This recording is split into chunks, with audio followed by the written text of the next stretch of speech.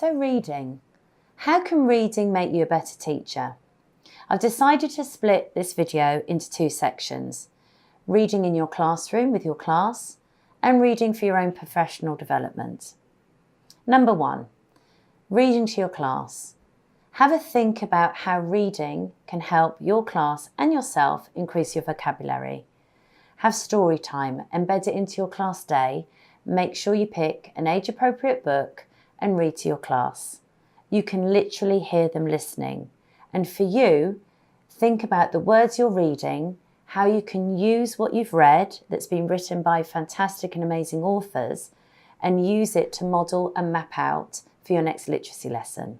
Reading aloud, especially when the pupils, children, can see what you're reading, helps them. It helps them hugely in the primary setting with one-to-one correspondence, but also with expression and the use of punctuation.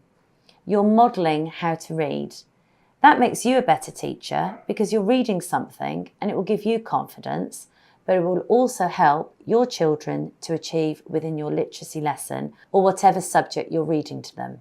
The third point, reading in your classroom, is that you are sharing with your pupils the pleasure of reading and also of the fantastic authors that are there for the children to access.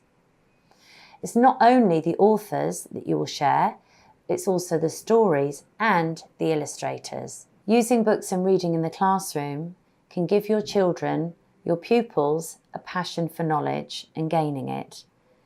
It will also help when you're reading with them to show them that there is a difference between fiction and non-fiction texts and how to use them.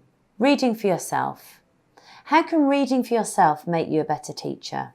Reading within your subject, the teaching profession and the educational debate hugely improves your knowledge of what is going on in the world of teaching. Knowing the latest innovations in EdTech, understanding the latest Ofsted framework, knowing about the expectations for the curriculum, what's going on throughout the world, how maths is taught, what are the latest concerns and worries that parents and families might have that you may need to know for the classroom. Reading around your subject is important and keeping up with what's going on through newspapers, obviously magazines, but also books on the subject is key. There are lots of educational books about new innovations, different ways to teach pupils with SEND, but also to help and support with specific needs. So identifying what you need as a teacher and what you need to improve your classroom practice would help. Reading, as we all know, is a way of relaxation. It helps us to shut off from our day at work and also to be in a world of our own.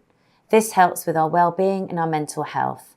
So definitely read. Reading a variety of children's books for your professional development will equally help. It keeps you up to date with what children are reading so that you know what to discuss and what you can do in the classroom. Look online for the new releases of children's books and authors. What's in vogue, what's current. Read them so that you know what you can use for in the classroom. That helps you with your development because it makes the planning for most subjects, most topics and most projects easy because you'll usually have a go-to book that you know could be a good starting point. I hope you found that useful, and for more advice on staff development, just browse through the videos below.